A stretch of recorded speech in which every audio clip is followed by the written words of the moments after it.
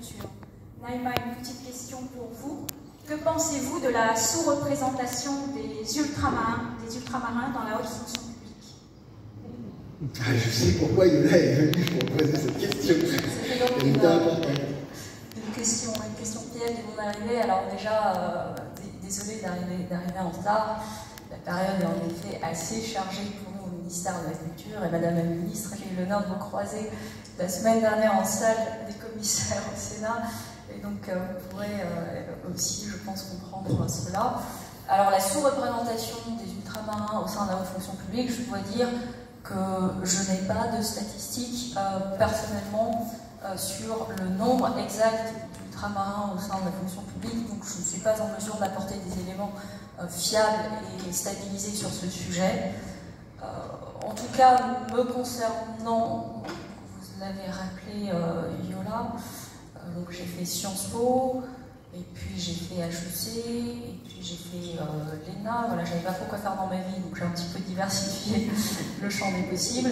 Et je pense qu'être réunionnaise m'a beaucoup apporté au sein de mon parcours et a été un facteur très positif pour moi. Je n'ai jamais ressenti de la part des interlocuteurs quelque chose de l'ordre du rejet, ou au contraire, je pense que ça a toujours suscité une forme d'interrogation et des interactions qui ont été positives.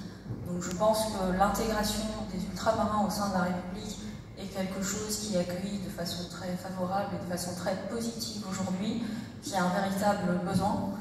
Je mesure aussi qu'il y a un besoin de visibilité des ultramarins pour des questions très légitimes au sein de l'ensemble des champs, qu'ils soient politiques, économiques, qu'ils soient dans le champ culturel également, puisque c'est un domaine qui m'intéresse particulièrement. Mais je voudrais aussi dire qu'on peut, je pense, essayer d'éviter cet écueil qui serait celui de trop essentialiser les gens en fonction de leur origine, et de dire qu'on peut aussi tous ensemble participer au sein de la République à un but commun, dans une fraternité beaucoup plus ouverte que celle qui ressortirait d'une seule solidarité ultramarine, et d'ensemble vraiment faire en sorte de rejoindre ce creuset républicain et d'apporter nos forces en tant qu'ultramarins. Autrement dit, je suis très heureuse d'être réunionnaise. Évidemment, c'est une fierté pour moi. J'aime passionnément la Réunion, comme j'aime passionnément la France. J'ai coutume de dire que la Réunion est mon petit pays et que la France est mon grand pays. Et je les aime tous les deux énormément, avec passion. Je les défendrai, j'espère, tout au long de ma carrière. Merci.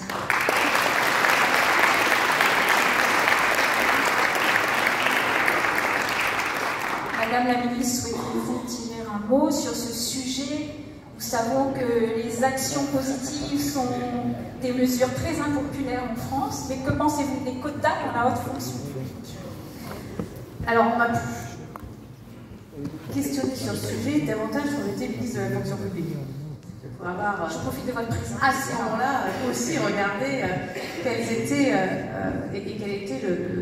les problématiques, ou pas d'ailleurs, de discrimination de ceux qui étaient originaires des territoires d'outre-mer. J'aurais tendance à dire à ce moment-là que ce n'était pas véritablement que cette discrimination, mais plutôt une discrimination liée aux adresses. Et effectivement, dans les adresses qui, quelquefois, peuvent interroger ou questionner, il y a les adresses territoires d'outre-mer, quand on fait des présélections ou des sélections. Mais en ce qui concerne l'ENA, il faut savoir quand même que depuis plusieurs années maintenant, la réforme de l'ENA oblige, il y a eu des années de préparation qui ont été mises en place, dans lesquelles on trouve, je crois, 70% de jeunes venant des territoires d'outre-mer. En clair, sans doute que le pas à franchir, que le fait de venir en métropole nécessite un accompagnement supplémentaire, c'est ce qui a été fait et c'est ce qui, sans doute, aujourd'hui permet à davantage de jeunes ultramarins de pouvoir accéder à ce parcours dit d'excellence, mais il y a d'autres parcours d'excellence, nous l'avons vu. Je crois que moi je fais partie de ceux qui estiment que c'est l'accompagnement dès le départ, dans les territoires d'outre-mer, la préparation, l'accompagnement, de faire le choix de rester dans son territoire ou de venir dans l'Hexagone pour pouvoir entrer dans les grandes écoles, c'est ce moment d'accompagnement qui est essentiel. Parce que qu'on vienne d'un territoire d'outre-mer ou d'ailleurs, c'est la question de l'accompagnement qui fera la différence. C'est cet accompagnement-là, avec la DOM, que nous réinterrogeons. de manière à ce qu'ils soient plus systématiques, plus présents, et qui permettent aussi à ceux qui veulent ensuite revenir sur leur territoire de pouvoir le faire. Voilà, c'est le titre du délégué interministériel de lutter contre les discriminations qui toucheraient les ultramarins résidant dans l'Hexagone. Il y a malgré tout très peu de jeunes qui signalent, en dehors de la question du logement aujourd'hui, qui reste essentielle en matière de discrimination.